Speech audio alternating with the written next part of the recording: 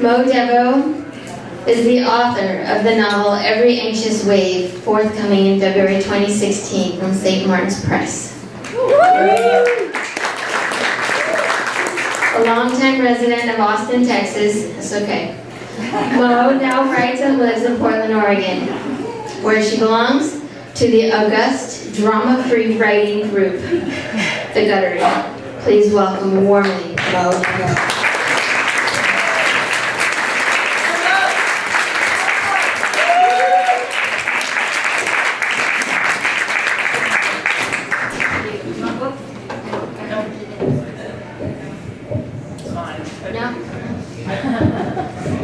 It's fun to be made to feel short. It's No. It's It's a new different feeling. Hi, everyone.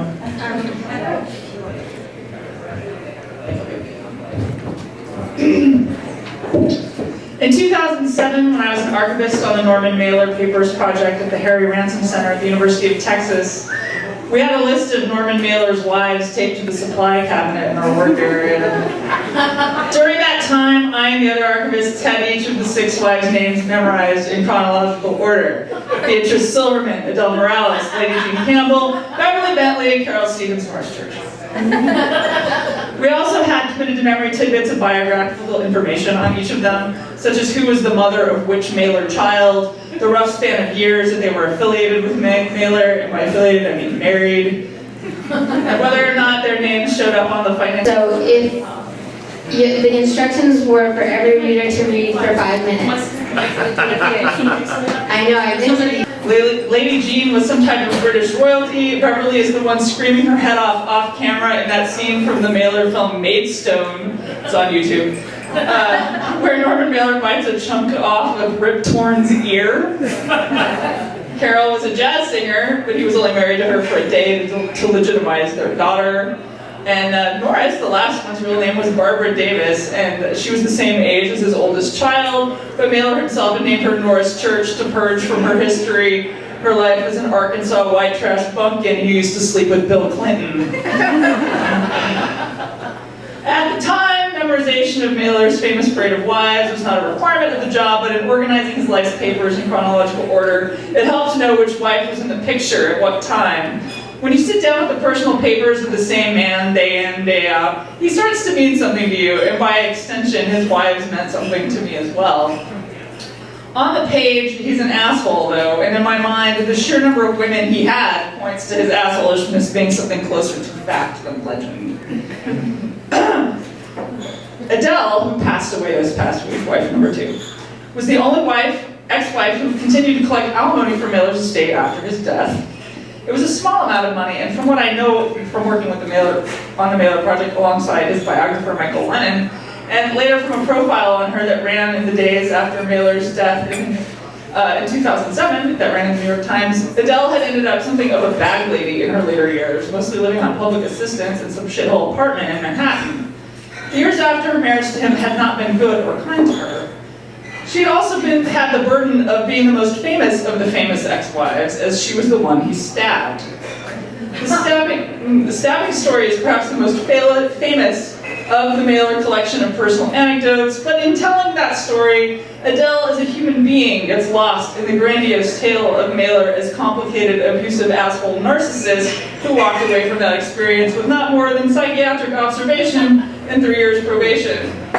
By the end of that probation, he'd already been remarried and divorced from wife number 3, and married to wife number 4, Beverly. The story loses track of Adele through all the pomp and tumult. Last week, when Adele died, the photograph that accompanied her obituary in the New York Times depicts Adele in black and white, sitting beside Norman in the courthouse after the stabbing, with her head on his shoulder, her 2 arms wrapped around one of his. The caption reads, Adele and Norman Mailer in court in 1960, a month after he stabbed and seriously wounded her at a party in their apartment. In the past few days, I've studied this photo intently. I probably saw this photo back when I was one of Mailer's archivists, but back then the photo wouldn't have meant to me what it means now. I wouldn't have read it the same way I did this past week. In the photo, I see a woman who is afraid of her man, but still clings to him, extracting whatever love she can still get. Norman Mailer's eyes are not anywhere on her, they are looking away, and he wears a smug smile on his face. This is her loving the man who literally stabbed her in the heart and in the back, and then yelled at someone attempting to render aid, "Get away, let the bitch die." She said once in an interview that her husband's indifference to her pain was a memory that would be seared into her forever. Somehow the indifference to her pain didn't affect him very much, but by all accounts it ruined her. Adele chose not to press charges. She loved the man and wanted to stay with him even after he stabbed her, even after he yelled, "Let the bitch die." His punishment was a court-ordered stay at Bellevue for 17 days. If Adele had pressed charges, Mailer would have spent about 10 years in prison. He committed a felony on her body, and she chose to save him and his life and his writing career and forgive him, hoping that she'd get something in return. She didn't, unless you count 5.5 decades in alimony. I have in my head dribs and drabs trivia about the Mailer wives. I loved them all and felt sorry for them all in that superior, "how could you be so stupid" way, slightly judgy, since back when they were my day job, I was safely married, only 30 years old, and thought I was safe from such things. I'm sorry to say to Adele in heaven and to all of you that my dribs and drabs of info about Adele were all related to the stabbing. So I went back and looked at information about her life. According to the Mailer biography I helped research, Adele was the nervous one, the passionate one, the one who had social anxiety, the one who he was with for most of the 1950s. She's the mother of children number 2 and 3, Danielle and Betsy. She was an artist and a painter and an actress. She had unkind things to say about what it was like to sleep with Jack Kerouac.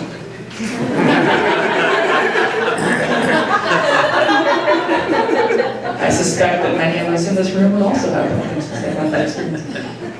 If Adele had been younger, my age for example, the people around her would have told her to leave him, told her to press charges and send his ass to prison. But in that picture I still look at, hung up on the subtext of fear in her face and the aloofness in his, I see your destiny, Adele, your diagnosis, your reasons had nothing to do with what was expected of a woman in 1960. I feel selfish saying this, but I'm so afraid for that woman in that picture, clinging to the ship even as it sinks, being okay with getting hurt or pretending it wasn't hurtful at all. Anyway, she wanted to be remembered for something other than being the one who got stabbed, so let us do that. Let us remember she too was one of us. She made art, had dreams, raised children, made her home in New York City, tried, loved, fought, and tried again. Thank you.